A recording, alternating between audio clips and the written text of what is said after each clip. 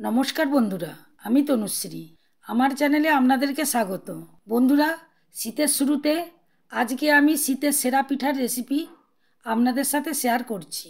এই পিঠা বানানো খুবই সহজ আর খেতেও কিন্তু বন্ধুরা দুর্দান্ত স্বাদের হয়। তাই স্কিপ না করে পুরো ভিডিওটা দেখার অনুরোধ রইল।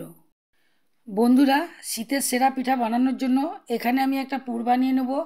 তার জন্য এখানে আমি 1 বাটি আখ গুড় নিয়েছি। এটাকে কিছুক্ষণ জাল করে নিচ্ছি। এটাকে কিছুক্ষণ জাল করে নিলেই পাতলা হয়ে যাবে। আপনারা দেখতে পাচ্ছেন গুড়টা পাতলা হয়ে গেছে। এবার আমি দিয়ে দিয়েছি 1 বাটি নারকেল গুঁড়ো।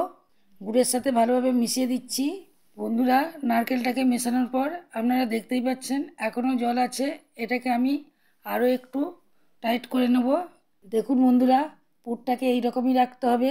এবার আমি এটাকে একটা জায়গার মধ্যে নামিয়ে রেখেছি। এটা ঠান্ডা হয়ে গেলে আরও টাইট হয়ে যাবে। বন্ধুরা, এবার আমি প্যানের মধ্যে 1 চামচ ঘি দিয়ে দিচ্ছি। ঘিটাকে আমি আগে থেকেই গলিয়ে রেখেছিলাম। এবার দিয়ে দিচ্ছি 1 বাটি চালের গুঁড়ি। বন্ধুরা, আপনারা যে কোনো চালের গুঁড়ি দিতে পারেন। ঘিয়ের সাথে এই চালের গুঁড়িটা ভালো করে নেড়ে নিচ্ছি। এখানে ঘি দেওয়ার ফলে পিঠায় একটা খুব সুন্দর টেস্ট আসবে। বন্ধুরা, এটাকে আমি কয়েক মিনিট ধরে নেড়ে নিয়েছি। এবার এর মধ্যে দিয়ে দিচ্ছি গরম জল। বন্ধুরা, আপনারা অবশ্যই গরম জল দেবেন, তাহলে মাখানোটা খুব সুন্দর হবে আর পিঠাটা খেতে খুবই ভালো লাগবে। দেখুন বন্ধুরা, মাখাতে মাখাতে যখন এই রকম অবস্থায় চলে আসবে তখন এটাকে নামিয়ে রাখতে হবে। বন্ধুরা, এটা ঠান্ডা হলে চলবে না, গরম গরম অবস্থায় মাখাতে হবে। যদি আপনাদের হাতে গরম লাগে তাহলে আপনারা গ্লাসের পেছন দিক দিয়ে প্রথমে টিপে টিপে মাখিয়ে নেবেন। তারপর হাতের সাহায্যে এইভাবে একটু দলে নেবেন। এটাকে কয়েক মিনিট ধরে ভালোভাবে দলে নিয়েছি। এবার আমি পিঠাটাকে বানিয়ে নেব। তাই জন্য এখান থেকে একটু লেচি কেটে নিয়েছি। লেচিটা হাতের সাহায্যে গোল করে নিচ্ছি। তারপর এটাকে যেমনভাবে পিঠা করে এইভাবে একটু সামান্য গর্ত করে দিচ্ছি।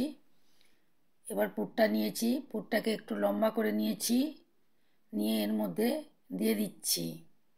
দেখুন, পুরটাকে এইভাবে লম্বা করে দিতে হবে আর পিঠা যেমন মুড়ে সেইভাবে মুড়ে নিতে হবে। তারপর হাতের সাহায্যে এইভাবে গোল করে নিতে হবে।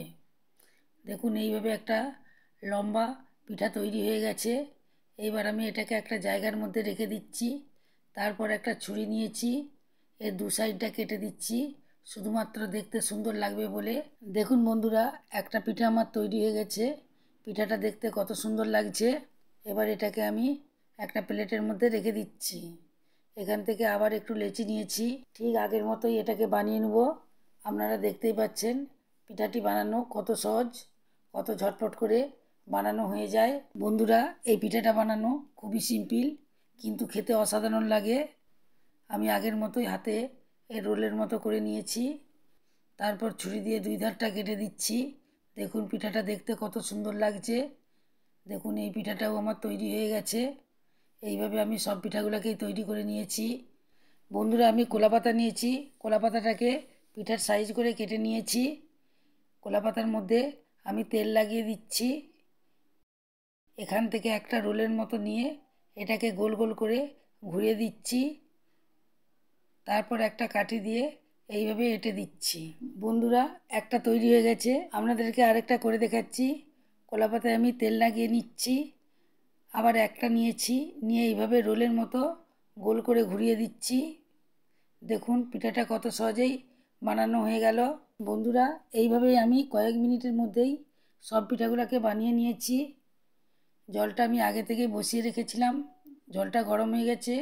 এর মধ্যে ছিদ্রযুক্ত পাত্র দিয়ে দিয়েছি। যে পিঠাগুলি আমি তৈরি করে রেখেছিলাম এখানে একটা একটা করে উঠিয়ে দিচ্ছি। সবগুলো উঠানো হয়ে গেছে।